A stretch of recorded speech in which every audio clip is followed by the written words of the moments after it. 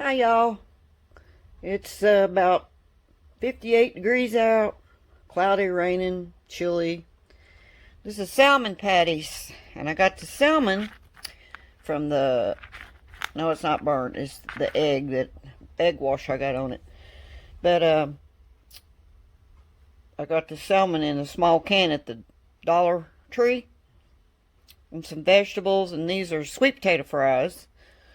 And then I made homemade tartar sauce. Okay, y'all. Y'all want to see my kitties? Here they are. Say hello, Santa and Yin.